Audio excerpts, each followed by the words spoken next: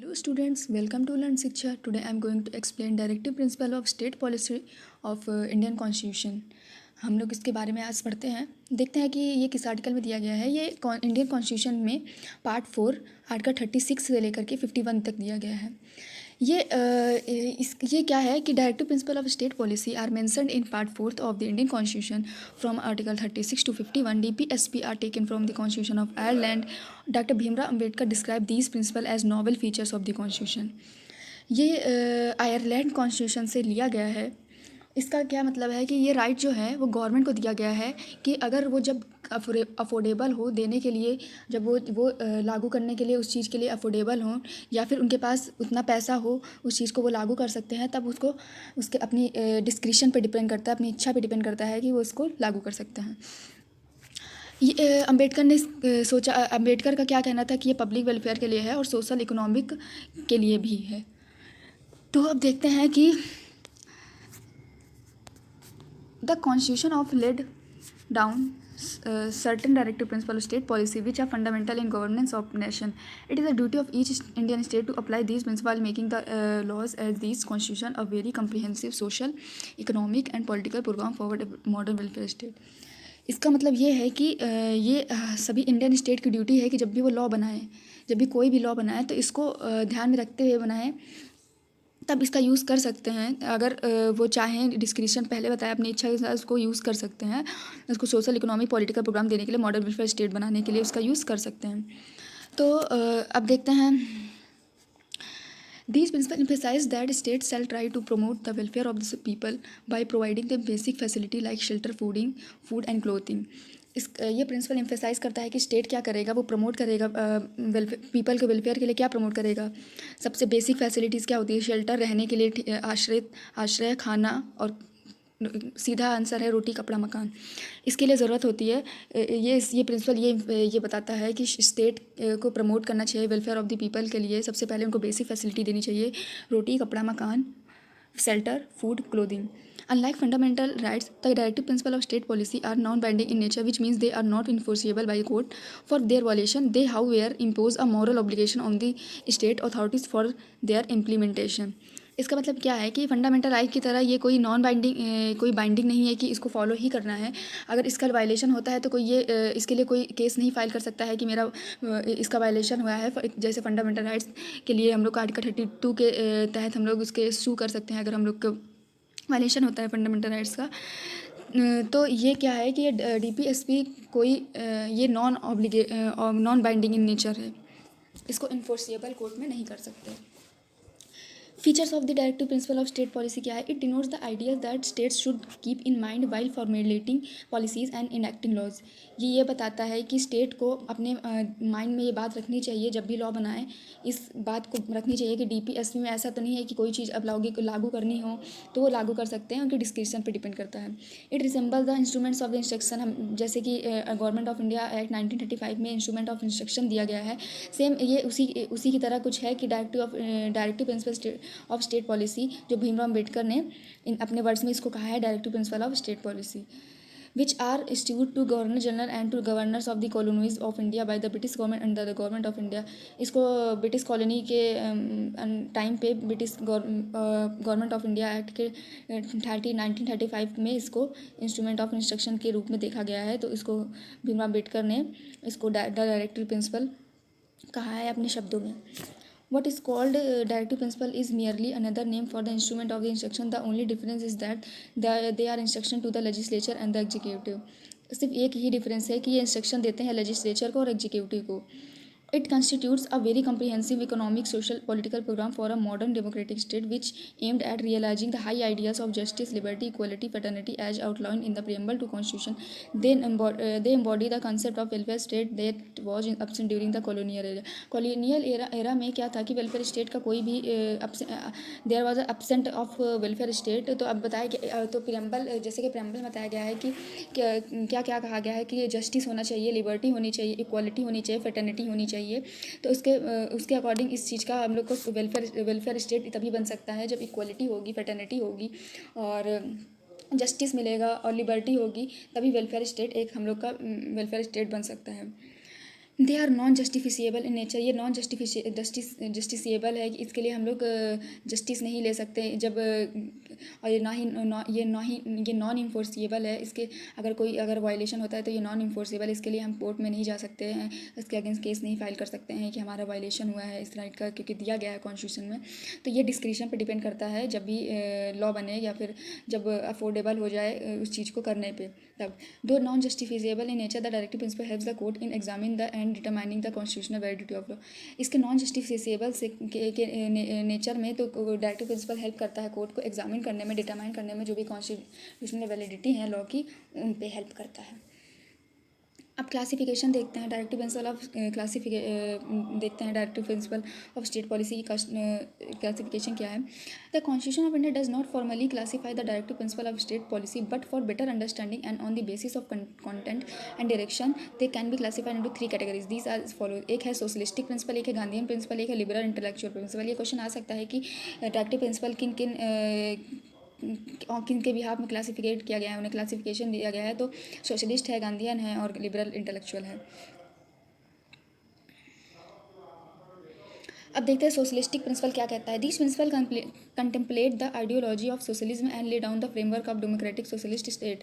The concept envisages providing social and economic justice so that the state should achieve the optimum norms of the welfare state. They direct the state through the following articles. इसमें बस बताता है कि welfare state के लिए society में economic और social justice होना ज़रूरी है, इक्वालिटी होना ज़रूरी है। तो सोशलिस्टिक प्रिंसिपल्स का ये होता है कि वेलफेयर स्टेट बनाने के लिए वेलफेयर सोसाइटी होनी ज़रूरी है। वेलफेयर सोसाइटी तभी हो सकती है जब वहाँ पे इक्वालिटी होगी और इकोनॉमिक जस्टिस प्रोवाइड होगा और सोशल जस्टिस प्रोवाइड होगा।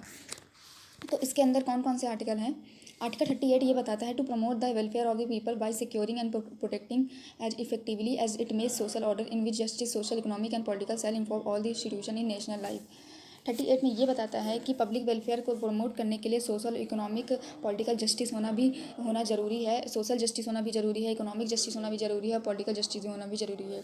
तो आर्टिकल 38 में ये बताता है कि for promoting the public welfare there should be a social justice, economic justice and political justice. Understand. और एक आर्टिकल इसके अंदर आर्टिकल 39 भी आता है to secure clause A. 39 clause A में ये बोला गया right to an adequate means of livelihood for all citizens. Clause B में बता इक्विटेबल। बस आर्टिकल 39 में इतना बोला गया है कि जो भी अभी मैं पढ़ लेती हूँ फिर मैं आपको बताती हूँ। Equitable distribution of material sources of the community for the common good. Operation of an economic system should prevent the concentration of wealth and means of production. Equal pay for equal work for both men and women. Preservation of health and strength for workers and children against the forcible abuse. Opportunity for the healthy development of children. बस इतना बोला गया है। यहाँ पे equality की बात करी गई है मेन और वुमेन की। अगर मेन और वुमेन सेम वर्क कर रहे हैं तो उन्हें सेम सैलरी प्रोवाइड करी जाएगी। अगर और इक्वल अपॉर्चुनिटी हेल्थ जो चिल्ड्रन को इक्वल अपॉर्चुनिटी है, चिल्ड्रन को अपॉर्चुनिटी मिलेगी हेल्थ डेवलपमेंट के लिए। और क्या होगा यहाँ पे इकोनॉमिक जो भी कंसंट्रेशन कॉमन ऑफ मतलब इतना सा है इसमें। आर्टिकल 39 ये कहता है कि अगर यहाँ पे सेम थिंग प्रोवाइड करी जाएगी as a man to the women, जो मेन के लिए सर्विस प्रोवाइड की जा रही हैं या फिर मेन के लिए जो सैलरी है वही वुमेन के लिए होगी। अंडरस्टैंड। बस इतनी ही बात करी गई है। इससे भी वेलफेयर हो सकता है। अगर मान लीजिए अगर मेन जो है अगर सेम ट्रीटमेंट उन्हें प्रोवाइड होगा तो इससे भी सोशल वेलफेयर ऑफ स्टेट बनेगा और सोसाइटी वेलफेयर होगी। और यहाँ पे इक्वल जस्टिस भी प्रोवाइड होगा जो कि आर्टिकल 33 में बोला गया है, social justice, economic justice and political justice. Article 39A जो है ये बताता है to promote equal justice and to provide free legal aid to the poor. जैसे कि बाई स्कीम्स और एनी अदर वे, जैसे कि जो मान लीजिए पुअर लोग होते हैं, जो गरीब लोग होते हैं, उन्हें कोई स्कीम के थ्रू या फिर कोई अदर वे से उन्हें लीगल एड प्रोवाइड करना। जैसे मान लीजिए कि कोई गरीब है, उसका वो बहुत ही गरीब है, वो केस नहीं लड़ सकता, कोर्ट की फ़ीस इतनी ज़्यादा होती है। तो इस आर्टिकल के तहत क्या होता है कि जो भी वो पुअर पर्सन है, इंडिजेंट पर्सन का मतलब होता है कि जो पुअर पर्सन है उसे प्रोवाइड करना, लीगल एड प्रोवाइड करना, उसे मतलब जो भी वकील होता है उन्हें देना, जो भी लीगल एड होती है, लीगल एड से संबंधित जितनी भी सुविधा होती हैं उसे प्रोवाइड करना। इससे क्या होता है सिक्योर होता है इक्वल जस्टिस।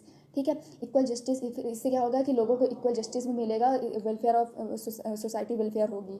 अगर लोगों को जस्टिस भी नहीं मिलेगा तो वहाँ पे भी वेलफेयर ऑफ सोसाइटी नहीं हो सकती, वेलफेयर ऑफ स्टेट नहीं हो सकता। आर्टिकल 41 क्या कहता है to secure the right to work, right to education and right to public assistance in cases of unemployment, old age, sickness and disablement. Article 41 ये कहता है कि अगर मान लीजिए गवर्नमेंट क्या करेगी, कभी किसी भी कंडीशन में गवर्नमेंट हेल्प करेगी एजुकेशन से रिलेटेड, अनएम्प्लॉयमेंट में, ओल्ड एज को, सिकनेस को, डिसेबलमेंट पीपल्स को, and in other cases of under served want. अगर मान लीजिए कोई भी एजुकेशन, स्टूडेंट को एजुकेशन, चाइल्ड को एजुकेशन प्रोवाइड करना, अगर कोई अनएम्प्लॉयमेंट है उनको एम्प्लॉयमेंट देना, ओल्ड एज में क्या सुविधा है उन्हें देना, सिकनेस जो भी बीमारियां चल रही हैं उसमें देना, जो डिसेबलमेंट पीपल्स होते हैं, जो विकलांग होते हैं, उन्हें जो है उन्हें भी वर्क करने के लिए, उन्हें भी राइट टू वर्क है, उन्हें भी राइट टू एजुकेशन है, उन्हें भी हर चीज़ का अधिकार है, उन्हें भी वेलफेयर स्टेट बनाने के लिए ये भी करना पड़ेगा कि जो भी डिसेबल पीपल हैं, जो भी चिल्ड्रन हैं, उन्हें right to education, right to work provide करी जाए। आर्टिकल 42 क्या कहता है कि to make provision for just and humane condition for work and maternity relief. क्या है कि जैसे कि वीमेन होती हैं उन्हें मैटरनिटी रिलीफ मिले, कि मान लीजिए डिलीवरी हो रही है, उससे 3 महीने पहले उन्हें लीव मिले, और आफ्टर 3 मंथ्स गवर्नमेंट जो है रिलीफ उन्हें प्रोवाइड करे, और उनकी सैलरी पे कोई भी डिडक्शन, उनकी सैलरी पे कोई भी कटौती ना हो, ठीक है, लेकिन जस्टिफाइड होना चाहिए। तो ठीक है, मैटरनिटी रिलीफ भी मिले, बस ये बोला गया, और उनकी सैलरी में कोई कटौती ना हो।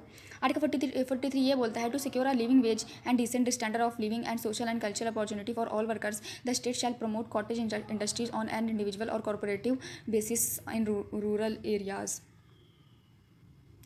ये बताता है कि क्या है कि निर्वाह मजदूरी, मतलब कि इतनी सैलरी दी जाए कि उनकी लाइफ जीवन व्यापन हो सके, कि उनकी मेहनत के अकॉर्डिंग उन्हें सैलरी इतनी दी जाए कि उनका जो जीवन है वो सही तरीके से चल पाए, ना ज़्यादा हो ना कम हो सैलरी। और जो भी जैसे मतलब ये तभी होगा जब कॉटेज इंडस्ट्री जैसे छोटी छोटी इंडस्ट्री को स्टैब्लिश करना, उससे लोगों को रोज़गार मिलेगा, जिससे उन लोगों का जीवन निर्वाह हो सके। मतलब इतनी उन लोगों की सैलरी हो, इतनी इनकम हो कि जिससे कि वो लोग अपना घर परिवार चला सके। ये इससे भी सोशल जस्टिस और सोसाइटी में वेलफेयर सोसाइटी बन सकती है। आर्टिकल 43A ये बोलता है कि participation of workers in management of industry, कि अगर मान लीजिए इंडस्ट्री में कोई भी डिसीज़न होता है तो जो भी वहाँ के वर्कर्स हैं और लेबर्स हैं उनसे पूछना जाना चाहिए, क्योंकि अगर कोई भी इंडस्ट्री चल रही है तो उनके बिना नहीं चल सकती, अगर लेबर नहीं होगा तो इंडस्ट्री कोई भी नहीं चल सकती। वर्कर्स और लेबर से पूछ करके कोई भी डिसीजन हो वो लेना चाहिए। To take steps to secure the participation of workers in the management of industries. अब आर्टिकल 47 क्या कहता है, raise the level of nutrition and the standard of living of people and improve public health. 43A क्या बोलता है कि 47 क्या बोलता है, 47 ये बोलता है कि मिड डे मील देनी चाहिए गवर्नमेंट को, राशन कार्ड देना चाहिए जिसमें लेस अमाउंट ग्रेन प्रोवाइड होना चाहिए, जो भी अनाज है वो कम दामों में मिलना चाहिए, और जो इंटॉक्सिकेटेड ड्रिंक्स हैं जैसे शराब है और ड्रग्स है, उन्हें जो हेल्थ को इंजूरियस करते हैं, जैसे जो हेल्थ के लिए हानिकारक हैं, ऐसे पदार्थों को मना हो जाना चाहिए, निषेध हो जाना चाहिए, उनका मना हो जाना चाहिए। बस आर्टिकल 47 में ये बोला गया है। अब देखते हैं गांधीयन प्रिंसिपल क्या बोलते हैं। These principle reflect the program of reconstruction initiate by Gandhi during the national movement के दौरान ही इन्होंने ये रिकंस्ट्रक्ट किया था इस प्रोग्राम को, इस प्रिंसिपल को, तभी ये इस प्रिंसिपल को ये रिफ्लेक्ट है उस टाइम का। In order to fulfil the dreams of Gandhi के ड्रीम्स को फुलफिल करने के लिए some of his ideas were included in DPSP as they direct the state through the following. Article 40 के तहत क्या है, आर्टिकल 40 के तहत to organise village panchayat and endow with necessary powers and authority to enable them to function as units of self government. Gandhi ji का ही था कि rural area पे, जो भी गांव के एरिया हैं वहाँ पे गवर्नमेंट जो मतलब पंचायत है उसे बनाई जाए, ताकि वहाँ पे भी वेलफेयर हो जाए, गांव का भी वेलफेयर हो, गांव पिछड़ा ना रह जाए। तो गांधी जी का ये था कि और पहली बार जो विलेज में पंचायत स्टार्ट हुई थी वो राजस्थान में हुई थी 2 अक्टूबर 1959 पे। तो गांधी जी विलेज पंचायत जो ग्राम पंचायत है उसके फेवर में थे, लेकिन अम्बेडकर जो थे अगेंस्ट में थे। तो डॉक्टर राजेंद्र प्रसाद ने कहा कि ये इम्पॉर्टेंट है रूरल एरियाज़ के लिए, गांव के लिए, लेकिन इसको DPSP पे रखेंगे जब हम लोग अफोर्डेबल हो जाएंगे हर गांव में स्थापित करने के लिए, तब हम इस चीज़ को लागू कर देंगे। तो आर्टिकल 40 के अंडर हम लोग के यहाँ पंचायत हेल्ड होती है, और ये गांधीयन का पर्सपेक्टिव था, गांधी की देन है। तो आर्टिकल 43 में बस खाली पंचायत बताया गया है। 43 में ये बोला गया to promote cottage industry on an individual और corporation basis in rural areas. वही कॉटेज इंडस्ट्री होना चाहिए कि निर्वाह मजदूरी अपनी मतलब जो भी उनकी लाइफ है वो चल पाए, और इतनी वेतन होना चाहिए उनका। आर्टिकल 43 में ये बोला गया है वही to promote voluntary formation autonomous functioning democratic control and professional management of cooperative society. बोला गया है कि जो भी वर्क कोऑपरेटिव सोसाइटी डन करेगी विलेज मतलब जैसे गाँव में जो भी, तो गवर्नमेंट जो है उनको इंस्ट्रक्शंस देगी, जो भी फंक्शन करेंगे गवर्नमेंट ही उनको उसको निर्देश करेगी, गवर्नमेंट ही उसको बताएगी। और आर्टिकल 46 में ये बोला गया है कि to promote educational and economic interest of schedule caste, schedule tribes and other weaker section of society and to protect them from in social injustice and exploitation. 46 में ये बोला गया है कि जो भी सोशल मतलब अगर ये सब करना है, सोसाइटी को वेलफेयर बनाना है और प्रोटेक्ट करना है इनजस्टिस एक्सप्लॉयटेशन से एसटी और एससी को, तो वहाँ पे हम लोगों को प्रमोट करना होगा, इन लोग को एजुकेशनल प्रोवाइड करनी होगी और इकोनॉमिक इंटरेस्ट में उनको बनाना होगा, उनको प्रोटेक्ट करने के लिए उनको स्पेशल सोशल केयर देनी होगी, to promote them in social care and educational and economic interest and protect them from social industries and exploitation. तो बस इतना ही है कि उन लोगों को एक्सप्लॉयटेशन से उनको प्रोटेक्ट करने के लिए हमें उन्हें एजुकेशनल प्रोवाइड करनी चाहिए। 47 में क्या है, to prohibit the consumption of intoxicated drinks and drugs which are injurious to. 47 में बताया कि जो भी हानिकारक होते हैं स्वास्थ्य के लिए उन्हें निषेध कर देना चाहिए, उन्हें बंद कर देना चाहिए। आर्टिकल 48 में ये बताया गया to prohibit the slaughter of cows calls calves and other milk and drought cattle and to improve their breeds. 48 में ये बोला गया है कि एग्रीकल्चर और एनिमल हस्बेंड्री जो भी पालते हैं, तो मिल्क सोर्स एनिमल उनको जो मारते हैं जैसे गौ हत्या, इन सबको बंद कर देना चाहिए। अगर कोई भी जानवर जैसे अगर कोई भी जानवर बूढ़ी हो गई, वृद्ध हो गई है, तो सुप्रीम कोर्ट ने कहा है कि उसको किल कर सकते हैं। लेकिन बट इन अदर पिटीशन ये बोला गया है कि अगर एनिमल जो है अगर प्रॉफिटेबल है इकोनॉमिक सेक्टर के लिए तो उसको किल नहीं, मतलब सीधा सा ये है कि अगर ये बोला गया है कि अगर जैसे मान लीजिए कोई गाय होती हैं, दूध देती हैं, लेकिन अगर आगे मतलब मान लीजिए बाद में नहीं देती हैं तो उन्हें मार सकते हैं, उन्हें नहीं मार सकते हैं तब भी। अगर मान लीजिए अगर वो वृद्ध हो गए हैं तब उन्हें मार सकते हैं, लेकिन अदर कंडीशन पे नहीं। अगर वो प्रॉफिटेबल हैं, अगर वो इकोनॉमिक में हम लोग की हेल्प करती हैं, अगर वो इकोनॉमिक में हेल्प करती है तो उन्हें हम मार नहीं सकते। अब लिबरल इंटेलेक्चुअल प्रिंसिपल में क्या बोलते हैं कि this principle are incline towards the ideology of liberalism and they direct the state through the following articles. Article 44 यही बोलता है to secure for all citizen a uniform civil code throughout the country. Uniform civil code क्या है कि जैसे जो भी marriage और तलाक और विल और अडाप्टेशन है, जैसे शादी, विवाह, तलाक, विल मतलब कि जो जायदाद लोग देते हैं, मतलब जायदाद से रिलेटेड जो विल होती है, जो बोलते हैं वसीयत और अडॉप्टेशन से रिलेटेड, तो वो जो भी लॉ हों वो उनको एक जो भी सभी रिलीजन के वो एक जगह कर दिए जाएँ। No interference of culture and custom, कोई भी उनमें कल्चर और कस्टम का इंटरफेरेंस ना हो, कोई भी उनका इंटरफेयर ना हो, और सारे जो लॉ सारे रिलीजन्स के जो लॉ हैं इससे रिलेटेड वो एक जगह कर दिए जाएँ। बस इसका इतना मतलब है। आर्टिकल 45 ये बोलता है to provide early childhood care and education for all children until the complete age of 6।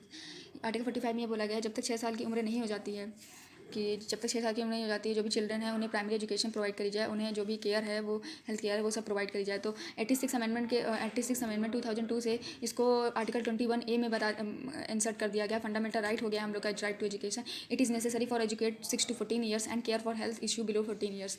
ये हम लोग का जो हो गया है आर्टिकल 45 शिफ्ट हो गया, जो इसमें 86 अमेंडमेंट होने 2002 में, ये इसको आर्टिकल 21 में भी इसको हम लोगों ने फंडामेंटल राइट्स भी बना दिया है कि right to education is necessary. Article 48 क्या बोलता है to organize agriculture and animal husbandry. वही आर्टिकल 48 में यही बोला गया है कि जो भी पालते हैं पशु को उनको मारा ना जाए, और उनका जो भी गौ हत्या होती हैं, जो भी पशु मार दिए जाते हैं, जो भी एनिमल्स मार दिए जाते हैं, उनको रोका जाए।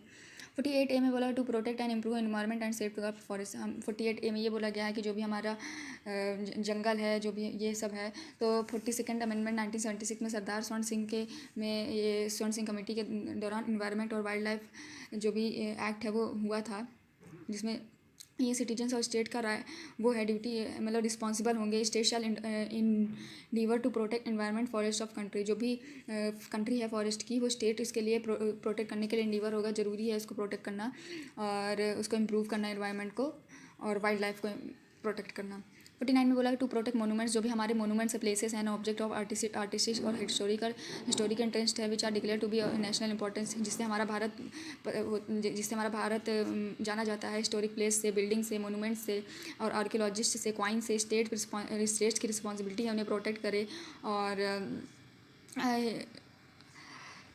उन्हें प्रोटेक्ट करना, जैसे कि हमारा ताजमहल है, हुमायूं का मकबरा है, राज्य आगरा, जो भी ये सब जो भी हिस्टोरिकल मोनूमेंट्स हैं उन्हें प्रोटेक्ट करना। आर्टिकल 50 बोलता है कि to separate the judiciary from the executive in public service of the state. Article 50 में बोला गया है एग्जीक्यूटिव और जुडिशरी हैं उन्हें अलग कर दिया जाए, उनकी जो भी पावर है वो सेपरेट हो जाए, जो एग्जीक्यूटिव को जुडिशरी से सेपरेट कर दिया जाए, जुडिशरी को। तो बस इतना ही बोला गया है। आर्टिकल 51 ये बोलता है to promote international peace and security and maintain just and honourable relation between nations, to foster respect of international law and treaty obligation and to encourage settlement of international disputes by arbitration. ये बोलता है कि जो भी international affairs हैं उन्हें piece मतलब शांतिपूर्वक हम लोग को शांतिपूर्वक मिटाना चाहिए, और जो इंटरनेशनल ट्रीटीज़ हैं उनको तोड़ना नहीं चाहिए। और इंडिया में जो भी यूएनओ के मेंबर हैं आर्टिकल 51 के तहत 1945 में जो भी बना है इसी के आर्टिकल के से बना है। और जो भी हमारे दूसरे कंट्री से रिलेशन है उन्हें रिस्पेक्ट करना चाहिए, और जो भी नेशन और नेशन के बीच में डिस्प्यूट हैं, मतलब कि जो भी मामले हैं उन्हें हम लोग को मध्यस्थता मतलब सुलझा लेना चाहिए, बस ये बात है। तो ये हम लोग का था DPSP, directive principle of state policy. तो बच्चों आप लोग को समझ में आ गया होगा। और आप अगर और भी वीडियो अगर आपने वीडियो नहीं देखी है तो हमें इसके पहले प्रेम्बल पढ़ाया है, तो आप उसको इस चैनल के प्लेलिस्ट में जा कर के देख सकते हैं। तो हम आगे स्टार्ट करते हैं, फंडामेंटल राइट्स पढ़ेंगे और फंडामेंटल ड्यूटीज़ पढ़ेंगे। तो तब तक के लिए bye bye and take care.